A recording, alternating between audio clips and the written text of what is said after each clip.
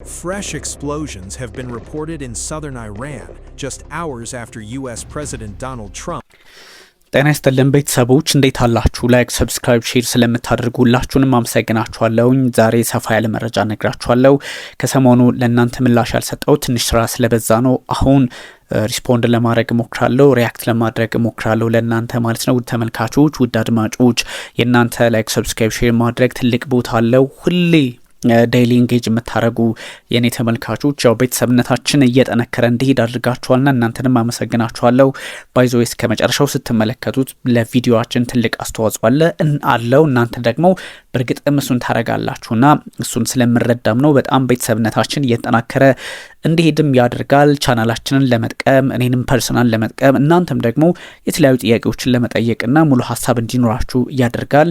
በየትኛውም ሁኔታ የተመጠነ በየትኛውም ሁኔታ አግባብነት ያለው ለእናንተ የሚገባችሁ ወደ የትኛውም አቅጣጫ ሊሄድ የማይችል አይነት ሁሌም ቢሆን ዜና ትንታኔ ነው የምሰጣችሁ። በምንም ካልኩሌሽን በምንም መለኪያ ለየትኛውም ወገን ያደላ ሀሳብ ያው አንሰጠም። እናንተም ደግሞ በኮመንትም ስለምታስተካክሉ እንዲህ ስለሆነ እኮ ነው ስለምትሉም አይ ፕራውድ ኮራባችኋለሁ።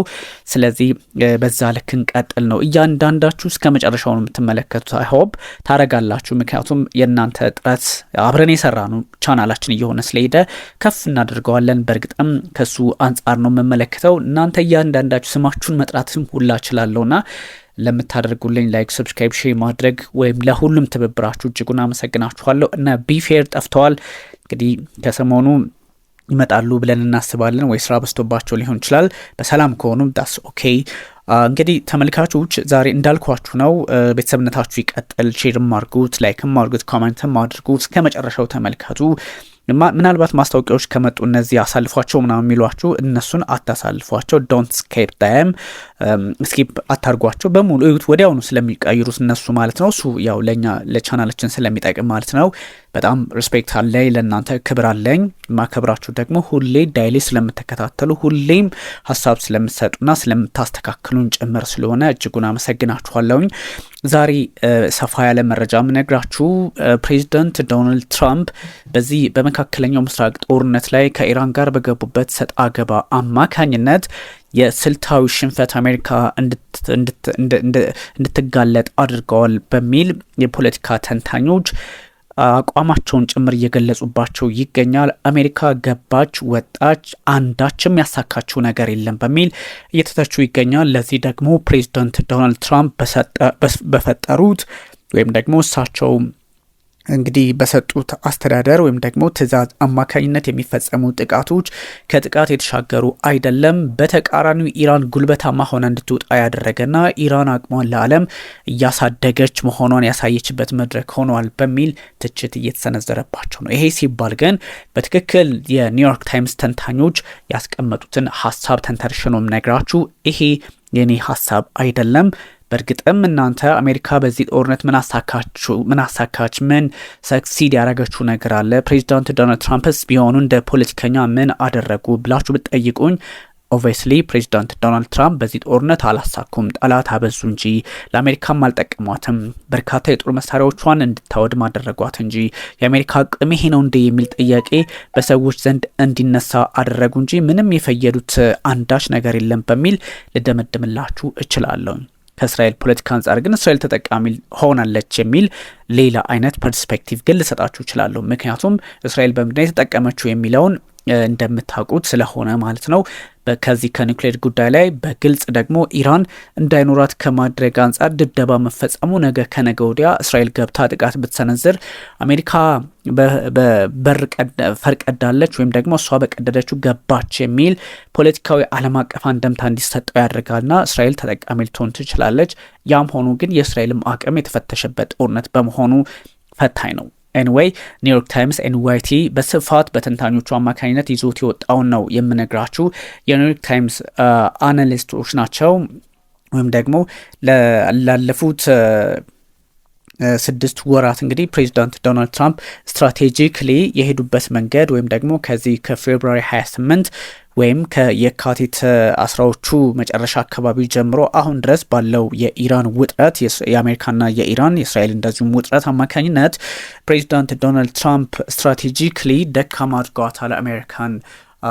እሱም ብቻ ሳይሆን አሜሪካን የተለያዩ ችግሮች እንዲፈጠሩባት አድርገዋል።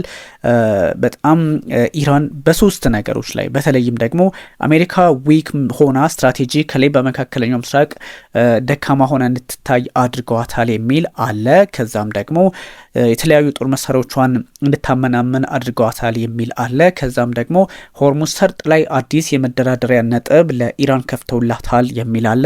ከዛም ሲሻገር ደግሞ በመካከለኛው ምስራቅና በአውሮፓ ያሉ የአሜሪካ ታሪካዊ አጋሮች አሜሪካ ላደርስልን ትችላለች የሚል የስትራቴጂ ስጋት እንዲኖርባቸው በአሜሪካ አቅም እንዲጠራጠሩ አድርጓልና ክሬዲቢሊቲው በዓለም አቀፍ ወይም ደግሞ በግሎባል ሊደርሺፕ ላይ በዓለም አቀፉ መሪነት አሜሪካ ጥያቄ ውስጥ እንድትገባ አድርገዋታል በሚል እጅግ በርካታ ሰዎች ጥያቄ እያነሱ ይገኛልና እነዚህ ቁልፍ ጉዳዮች ናቸው። የኒውዮርክ ታይምስ እንግዲህ አናሊሲስ አርብ ነው ፐብሊሽ የተደረገው ወይም ደግሞ የታተመው።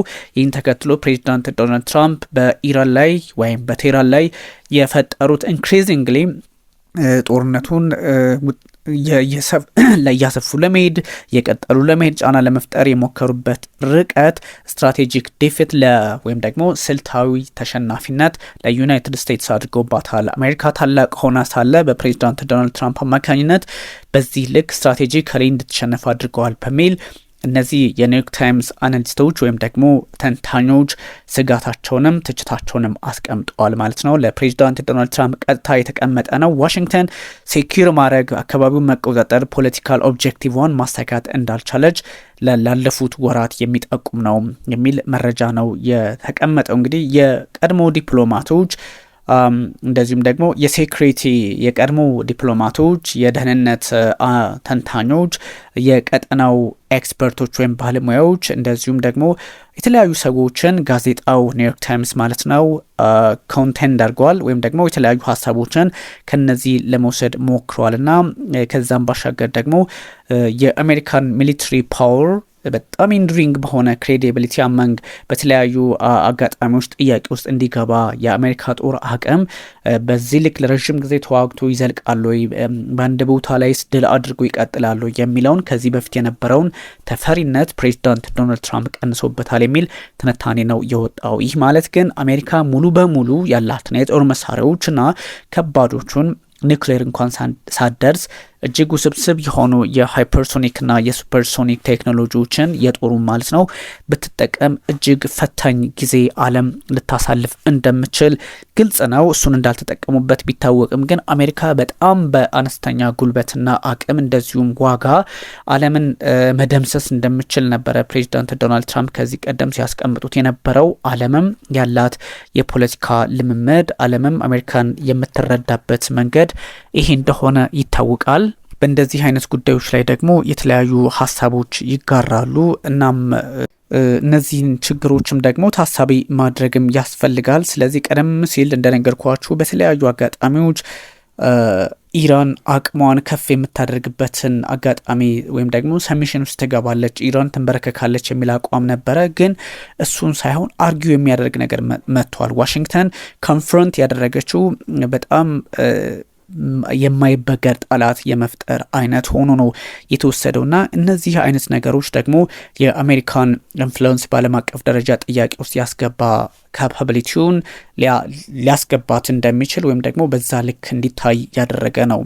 አንዳንድ ጊዜ ሰዎች እንደሚሉትም ብቻ አይደለም ወይም ደግሞ በዚህ አጋጣሚ አዳዲስ ነገሮች ዓለም ላይ እንዲፈጠሩ አድርገዋል። በተለይ ደግሞ እነዚህ ሚድል ፓወርስ የሚባሉት ሀገራት በእርግጥም መዋጋት እንደሚችሉና አቅማቸውን በተለየ ጉልበት ሊመለከቱት እንደሚችሉ ማሳያ ሆኖ ነው የተመዘገበውና ፕሬዚዳንት ዶናልድ ትራምፕ ስትራቴጂካሊ ጫና በአሜሪካ ላይ ፈጥረዋል በሚል ራሳቸው ሪፐብሊካኖቹ ሳይቀር እየከሰሷቸው ይገኛል። የጦር ካምፔንስ እንግዲህ ወይም ደግሞ በዚህ አካባቢ የኒውዮርክ ታይምስን እንግዲህ መረጃ ነው የምነግራችሁ። አሜሪካ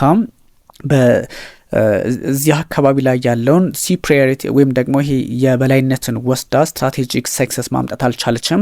ስልታዊ የበላይነትን ወታደራዊ የበላይነትን ማምጣት አልቻለችም በዚህ ውጥረትና ይሄ ጥያቄ እንዲነሳ በፕሬዚዳንት ዶናልድ ትራምፕ አስተዳደርና እንደ ሀገር በአሜሪካ ላይ በር ከፍቷል በሚል የፖለቲካ ተንታኞች፣ የአሜሪካ ወዳጆች አሜሪካ በጉዳዩ ላይ መቀጠል አለባት ብለው የሚያስቡ በዓለም ፖለቲካ ላይ ትልቅ ሚና ሊኖራት ይገባል በሚል አካሄድ ውስጥ ያሉ እነዚህ ኃይላትም ተንታኞችም ኦብቪየስሊ ጥያቄያቸውን አጠናክረው መቀጠላቸው ግልጽ ነው። ይሄ እንግዲህ የሚሆንበት ምክንያት ምንድነው? አሜሪካ ባለችበት በዓለም አቀፍ የፖለቲካ መድረክ ላይ ያላትን የበላይነት እንድታጠናክር ከመፈለግና ራሳቸውም ደግሞ እንደ ሀገር አቅማቸውን ማሳየት አለባቸው ተብሎ ስለሚታሰብ ነው። አሜሪካና እስራኤል እንግዲህ በኢራን ላይ ጥቃት መሰንዘራቸውን ተከትሎ የተለያዩ የሚሊተሪ ካፓቢሊቲዎቹን አቅመዋን ማለት ነው ኢራንን እንደ ኒውስ ፔፐሩ ነው የምነግራችሁ እንደ ጋዜጣው ለማዳከም ሞክረዋል። የቴህራን ፖለቲካ ሊደርሺፕ ግን ኢንታክት ሆነው ቀጥለዋል። ያ ማለት የማይናጋ ኃይለኛ ከዚህ በፊት ከምናስተውላቸው መካከለኛው ምስራቅ ላይ ፍራጃይል ከሆነ ፖለቲካ ይልቅ እዚህ ላይ ኢንታክት በሆነ መንገድ የኢራን ፖለቲከኞች በራሳቸው መንገድ መቆምን መርጠዋልና ሰው ይሄኛው አላሳኩም ወደሚል ድምዳሜ እንዲወስድ አድርገዋል። እንግዲህ በተለይ ደግሞ ምን አሳኩ የሚል ጥያቄ ይነሳል። የኒውክሌር ኤንድ የባሊስቲክ ሚሳይል ፕሮግራማቸውን እንደ መደራደሪያ የመውሰድም አዝማሚያ አለው። ምንም እንኳን ይላል ይሄው የኒውዮርክ ታይምስ ወይም የኤንዋይቲ የጋዜጣው ጽሁፍና ተንታኞች ናቸው። በነገራችን ላይ እነሱ ትክክለኛ መረጃ ከቅርብ ፖለቲከኞች በማግኘት የሚታወቁ ከዛም ሲሻገር ደግሞ እነሱ ጥናት በማድረግ የሚታወቁ ናቸው። ሪሰርች ይሰራሉ፣ አናሊሲስ ይሰራሉ። እሱን ካደረጉ በኋላ ነው እንደዚህ አይነት መረጃዎችን የሚያጋሩት እንጂ እንደኛ ሀገር ዝም ብሎ ከሆነ ቦታ ፍስ አድርገው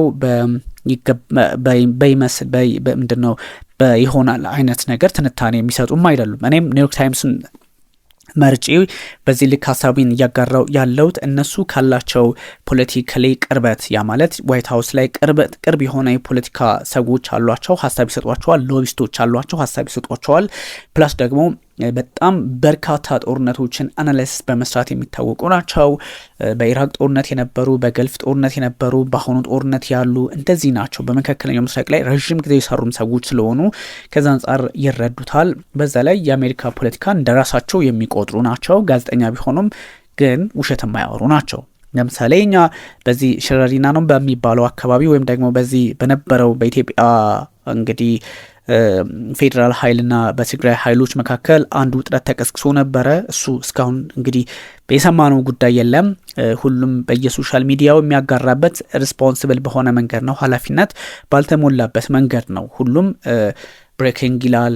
በደስታም በሚመስል መልኩ ስራ መጣልኝ በሚመስል መልኩ ነገ ከነገ ወዲያ ምን ሊፈጠር እንደሚችል በሀገሪቱ ኢኮኖሚ፣ በሀገሪቱ ፖለቲካ፣ በሀገሪቱ በህዝብ በንጹሃን እዛ አካባቢ ያለው ህዝብ ደግሞ እንደምታውቁት በሁለቱም በኩል ያለው ማለትም እዛ ድንበር አካባቢ ያሉ አማራ ክልል አካባቢም ያሉ እዛው ደግሞ ትግራይ ክልል አካባቢ ያሉ የኑሮ ሁኔታቸውን የምታውቁት ነውና በዛ ልክ ደግሞ ጫና እንዲፈጠር ማድረጉን አይደለም ሰው እሱ እዚህ መሀል ከተማ አዲስ አበባ ይቀመጥና ሀሳቡን መንግስትን ለማስደሰትም ወይም ደግሞ ከመንግስትን ማስደሰት ይሻገሩና ደግሞ በዛኛው ቡድን ያሉትና ህወሓትን ለማስደሰት የሚደረጉ ጥረቶች ግን መሀል ላይ እንደኛ አይነቱን ምስኪን ሰርቶ መብላት የሚፈልገውን ህልም ያለውን የማኮላሸት እንደሆነ አይረዳም ሰው እሱ እነዚህ በሴፍ ዞን ላይ ያለ ሰው ብቻ በሁለቱም በኩል ያለውን ነው። ያ ማለት ግን በብሔራዊ ጥቅም ደረጃ እንደሚባለው እንደነ ግብጽ ያሉ ኃይላት እንደነ ኤርትራ ያሉ ኃይላት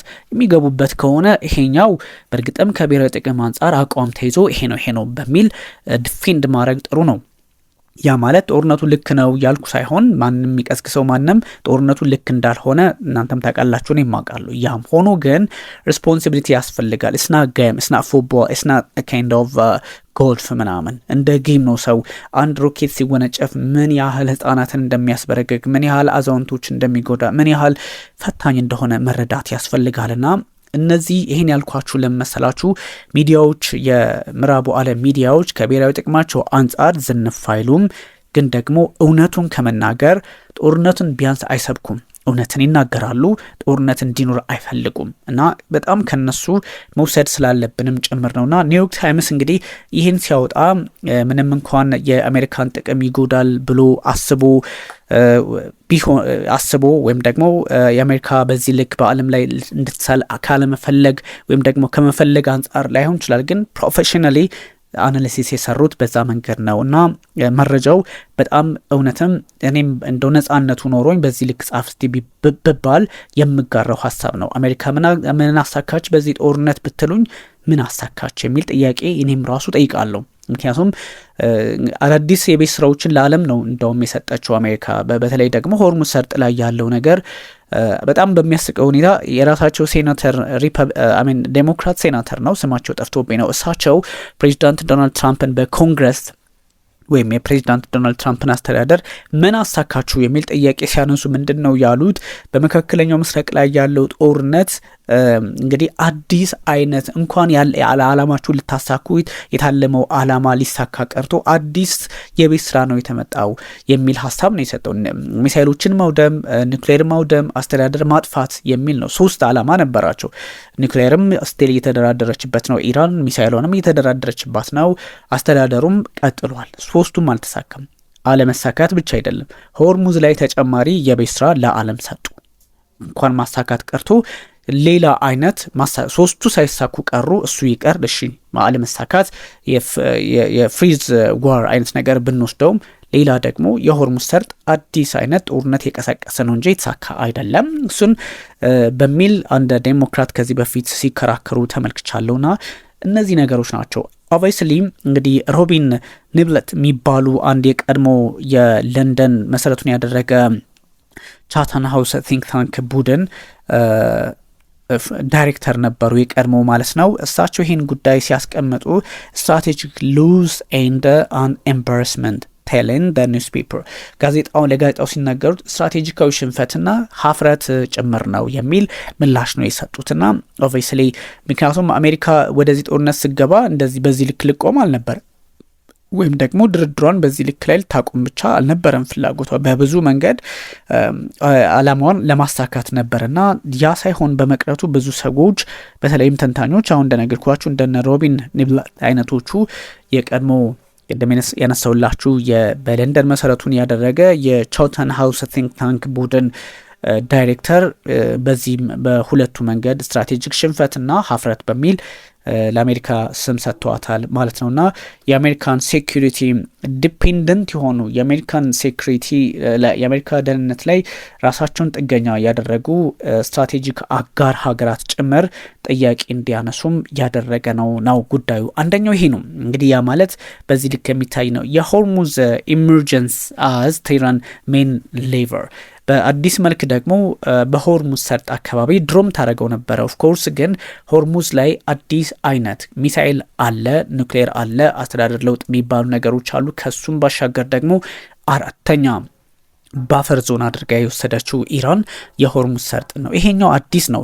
አናሊስቶች ያስቀመጡት እንግዲህ ሆርሙዝ ወይም የሆርሙዝ ሰርጥ የኢራን ግሬተስት ስትራቴጂክ አድቫንቴጅ እንደወሰደች ወይም ደግሞ መውሰዷን ወደፊትም ልትወስድ እንደምችል ትክክለኛ ማሳያ አድርገው እነ ፕሬዚዳንት ዶናልድ ትራምፕ እድሉን ፈጥረውላታል። በዚህ ጦርነት ኢራን ኦፍኮርስ የሚሳይል ስርዓቷ፣ የኒውክሌር ጣቢያዎቿ፣ ትልልቅ መሪዎቿ እንደና አያቶላ ሀመኒ አይነቶቹ የሴኩሪቲ ሰዎች ህይወታቸውን አጥተውባታል ይታወቃል። እንደዛም ሆኖ ግን በሆርሙዝ ሰርጥ ላይ አዲስ ሌቨር ወይም ደግሞ ባርጌኒንግ ቺፕስ ነው ያመጣችውና ይሄ በተጨማሪ አሜሪካ በከፈተችው ጦርነት ላይ እንዳላሳካች የሚጠቁም ሆኖ እንዲታይ አድርጓል። ቴህራን ሚሳይል ኤንድ ድሮን ካፓቢሊቲዎቿ የትኛውም ቦታ መካከለኛው ምስራቅ ላይ ሊደርስ እንደሚችል የሚያሳይ ነው። በአሜሪካ ጥቅሞች ባሉበት ወይም ደግሞ አሜሪካ መሰረተ ልማቶች የኤነርጂ መሰረተ ልማትም ሊሆን ይችላል፣ የጦር ማዕከላትም ሊሆኑ ይችላሉ፣ ቤዞች ማለት ነው። እነሱ ላይ ስጋት እንድትፈጠር አድርገዋል። በዛ ላይ ደግሞ ጥቃትም እንድትሰነዘር አድርገዋል። ኒውዮርክ ታይምስ ጋዜጣው እንግዲህ እንዳስነበበው በኢራንና በኦማን መካከል ያለው ይሄ ድርድር ራሱ አሬንጅመንቱ governing the Strait become one of the conflict's most significant diplomatic tracks የሚል ሐሳብም አለው። ልክ ነው። ከዚህ በፊት እንግዲህ ይሄ ለየት ያለ ነው። ከዚህ በፊት የነበረው የኦማንና የኢራን ስምምነት ይሄን ያህል የበረታ አይደለም። አሁን ግን ኦማንና ኢራን አንድ ላይ ሆነው ሆርሙዝ ሰርጥን ጋቨርን እያደረጉ አድሚኒስትር እያደረጉ እያስተዳደሩ በዓለም ላይ የሚተላለፉ መርከቦች እንዲንቀሳቀሱ የማድረግ በነሱ ሂሳባዊ ስሌት በነሱ አማካኝነት እንዲንቀሳቀስ አድርገውታልና ይሄ እንግዲህ አዲስ አይነት ሆርሙዝ ላይ እንኳን ሆርሙዝ በጥቅሉ ተዘጋ። ሆርሙዝ ላይ ደግሞ አዲስ አይነት ማዕቀፍ አዲስ አይነት የፖለቲካ ግንኙነት እንዲፈጠር አድርጓል ነውና ይሄኛው ትንሽ አስቸጋሪ ነው። በሌላ በኩል ቴህራን በብዙ መንገድ ሆርሙዝን የምትመለከተው ፕሪንሲፓል ሶርስ ኦፍ ሌቨሬጅ ኤንድ ፊውቸር ኔጎሺዬሽን ዊዝ ዋሽንግተን ነው። ሲኪንግ ጋራንቲስ አጌንስት ሪኒውድ ሚሊተሪ ወይም ደግሞ አዲስ አይነት የጋራንቲ መጠየቂያ መንገዷን በማድረጓ ጭምር ነው የቴህራን መነጋገሪያ የሆነው ይህ ጉዳይ። አናሊስቶቹ አሁንም የሚናገሩት ሪፖርቶችን ይመለከታሉና በአሬንጅመንቶቹ በኢራንና ኢራን በዛ አካባቢ ያላት ኢንፍሉዌንስ ምንድነው የሚለው ስትራቴጂክ ሴት ባክ ፎር ዘ ዩናይትድ ስቴትስ ሆኗል። ለአሜሪካም ስትራቴጂክሊ እዛ አካባቢ ጥያቄ እንዲነሳ ፍሪክሽኖች እንዲኖሩ እውነትም አሜሪካ ላጠብቀን ነው እንደሚል ጥያቄ እንዲያነሱ የገልፍ ሀገራት ማለትም ስድስቱም ማለት እንችላለን እንደነ ካታር እንደነ ኤሚሬቶች እንደነ ሳውዲ አረቢያ እና ኩዌት ባህሬን ጥያቄ እንዲያነሱ አድርጓቸዋል ኦማንን ጨምሮ ማለት ነውና ይሄ ብዙዎችን እያነጋገረ የሚገኝ ጉዳይ ሆኗል። አላይስ ሉዚንግ ፌዝ ኢን ዋሽንግተን የሚል ሀሳብ ደግሞ አለ። እንግዲህ ሆርሙዝ ተጨማሪ መደራደሪያ ለኢራን ሆኖ በአዲስ መልክ እንዲያውም በጣም ዋሽንግተን ሳታሳካ ስትቀር በቴህራን ላይ ጭራሽ ሌላ የቤት ስራ የያዘችበትን አውድ የፈጠረ ነው የሆርሙዝ ጉዳይ ብያቸዋለሁ እንግዲህ በመጀመሪያው። ከዛም ደግሞ ዋሽንግተን በጣም ክሬዲብል ሆኑ ወይም ደግሞ ታማኝ የሆኑ ደጋፊዎች አሏት ወይም ደግሞ ከደጋፊዎችን ባሻገር እዛ አካባቢ የሚንቀሳቀሱ ጥምረቶች አሏትና በዋሽንግተን ላይ አለመተማመን እየፈጠሩ ነው የሚል ወይም ደግሞ እነዚህ አላይስ የሚባሉት አላይስ ማለት አጣማሪዎቿ በዛ አካባቢ የሚንቀሳቀሱ የጥምር ኃይሎቹ ጭምር ወታደራዊ ጦር ሰፈር የገነባችባቸው ሀገራት ጭምር በዋሽንግተን ላይ ጥያቄ እንዲያነሱ ያደርጋል ይላል። እንግዲህ ኒውዮርክ ታይምስ ነው በተደጋጋሚ ምላችሁ። ምክንያቱም እንደዚህ አይነት ነገር ኦፕኔን ሲሆን ስለሚሆን እኔ አሁን ይሄን እንደዚህ ብነግራችሁ ኦፍኮርስ እኔ ንገርን ያለው ነገር ብትሉኝ እችኛዋን ይሄን ሙሉ በሙሉ ነው ቁጭ ማድረግላችሁ። ለምን የኔም አመለካከት የኔም የጉዳዩ ሁኔታ በዚህ ልክ እንድመለከተው ስለሚያስገድደኝ ጉዳዩም ላይ ደግሞ በርከት ላለ ጊዜያት አመታት ስለተመለከትኩት ይሄን ልነግራችሁ እችላለሁ። ግን ኒውዮርክ ታይምስ በተደጋጋሚ ኤንዋይቲ የምላችሁ በጉዳዩ ላይ እነሱ ደግሞ ሞር ከሪሶርስም ሞር ከመረጃውም ሞር ከፖለቲከኞችም ጋር ካላቸው ግንኙነት ታማኒነታቸው ከፍ ያለ ስለሆነ ደጋግመን እንደ ሶርስ እነሱን መውሰድም ስላለብን ነውና ኮንፍሊክቱ እንግዲህ ሪሼፒንግ ሃው አሜሪካስ ፓርትነርስ ቪው ዩኤስ ሊደርሺፕ የሚል ሀሳብም አለው።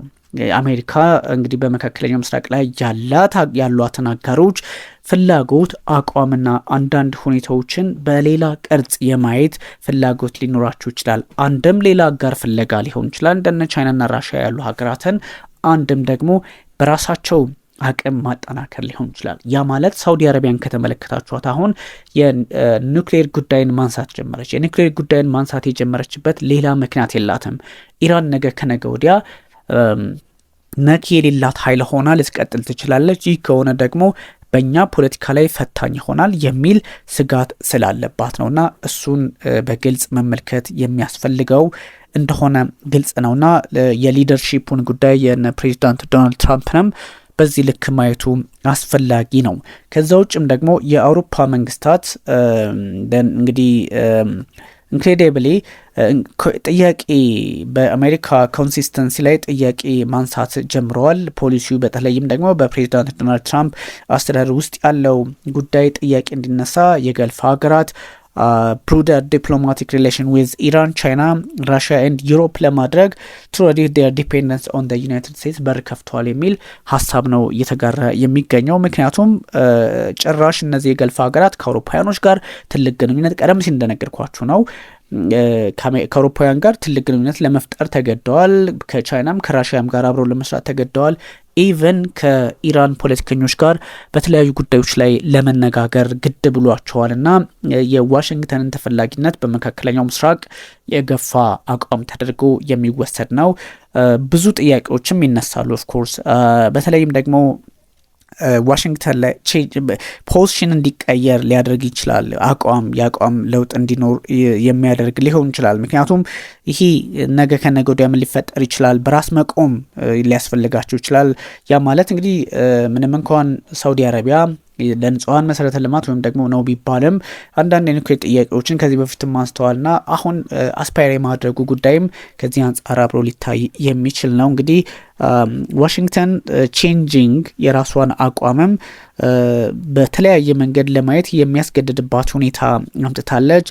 ክራይሲስ ኦፍ ክሬዲቢሊቲም አምጥቶባታል እና እነዚህ በጣም በአገሪቱ ፖለቲካ ላይም በአሜሪካ ሚሊተሪ ኮሚትመንትም ላይ በዲፕሎማቲክ አግሪመንቶችም ላይ በጣም ብዙ ሀገራት ከዚህ በፊት ሪላይ እያደረጉ ነበረ፣ በአሜሪካ ላይ ዲፔንድ ያደረጉ ነበረ። ግን ያን ደግሞ እንዳያደርጉ የሚያደርግ አደገኛ ሁኔታ ተፈጥሯል ማለት ነው። ፍሪክሽኖችም አሉ ከእስራኤል ፖለቲከኞች ጋር በጣም ታሪካዊ አጋር ተብለው የሚወሰዱት ኢቨን እነዚህ ሀገራት በብዙ መንገድ አሁን ፍሪክሽን እንዲፈጠር ደግሞ የአሜሪካና የኢራን ግንኙነት ምንም አይነት የማይጣስና አንድ ላይ የቆሙ ወደፊትም ኦፍኮርስ አሁን ባለ ሁኔታም እንዳለ ሆኖ ግን ደግሞ ጥያቄዎች በተለያየ መንገድ የሚነሱበትን ጊዜም የፈጠረ ጦርነት ስለሆነ ከዛም አንጻር ስትራቴጂካሊ ብዙ ጫና እንደተፈጠረባት አሜሪካ የሚያሳይ ነው የሚሉ መረጃዎችም በስፋት መውጣታቸውን ቀጥለዋል። ቢካዝ እነዚህ ጉዳዮች ላይ የሚቆምም ስላልሆነ በአንዳንድ ሁኔታዎችም ላይ ብዙ ጥያቄዎችም ስለሚነሱ ማለት ነውና ብዙ አይነት ጉዳዮች አሉ፣ ሪፖርቶችም አሉ። በጣም በዋሽንግተንና በቴልአቪቭ መካከል ያሉ ኢንክሪዚንግሊ ቴንሽኖች አሉ፣ ውጥረቶች አሉ።